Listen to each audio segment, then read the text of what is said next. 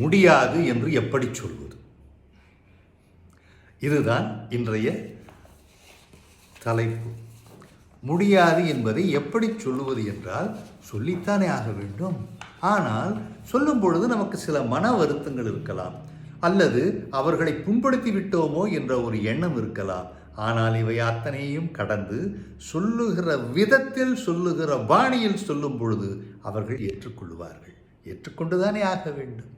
சரி, நேர்மறை வாக்கியத்தில் எதையுமே ஆரம்பியுங்கள்.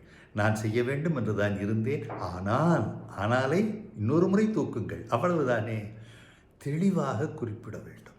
இதே போல நான் இப்படி செய்கிறேன், இதை மாதிரி செய்து விடுவேன் என்பதை தெளிவாக குறிப்பிட வேண்டும். எதிர்காலத்தில் அவசியம் உதவுவதாகவும் வாக்களிக்க வேண்டும். சில நேரங்களில் உங்களை ஏதோ ஒரு கூட்டத்திற்கு அழைக்கிறார்கள், அல்லது உங்களை ஏதோ ஒரு செயலை செய்ய சொல்லுகிறார்கள். இந்த முறை என்னால் முடியாது, அடுத்த முறை நிச்சயமாக நான் செய்து விடுகிறேன் என்று கூறும் பொழுது அவர்களுக்கு ஒரு நம்பிக்கை இருக்கிறது. சரி, பணி தடைப்படாது, யாருக்கும் இதனால் பாதிப்பு இல்லை என்று நினைக்கும் பொழுது அவர்கள் ஏன் உங்களை தடுக்கப் போகிறார்கள்?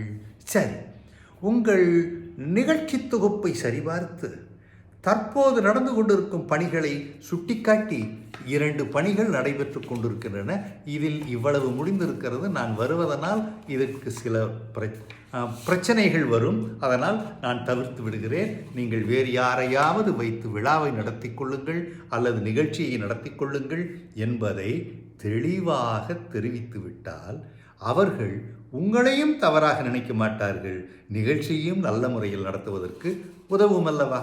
சரி, இந்த பணிகளில் கவனத்தை மாற்றி மாற்றி செய்யும் பொழுது நீங்கள் அங்கு இருந்தால்தான் ஆகும் என்ற ஒரு சூழ்நிலை வருகிறதையும் நீங்கள் சுட்டி காட்ட வேண்டும் அல்லவா?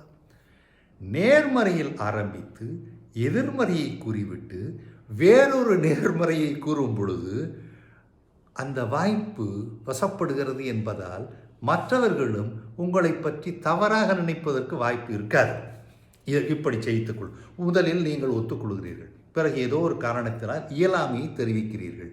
இயலாமை எப்பொழுதுமே இவர் இப்படித்தான் என்று சில நேரங்களில் சிலர் சொல்லலாம். ஆனால் இதை எல்லாவற்றையும் கூட்டி கழித்து பார்த்தால் இந்த இடத்தில் நான் இருப்பதை தவிர இவர் செய்தால் இது சரியாக இருக்கும், இல்லாத பட்சத்தில் நான் வந்து செய்கிறேன் என்று சொல்லும் பொழுது சரி, ஏதோ நடந்தால் சரி, வேலையாக வேண்டும், தடைப்படக்கூடாது என்று ஓடிவிடும் அல்லவா? அது முக்கியம் அல்லவா? குழப்பங்களையும் சந்தேகங்களையும் தீர்க்க வேண்டும். தவறாக புரிந்து கொள்வது தவிர்க்கப்படும். எல்லைக்கோடுகள் எளிதாக அமைந்துவிடும். இதை போல இருந்ததுன்னா எல்லோரும் நன்றாக அருமையாக உழைக்கலாம். உழைப்போமா?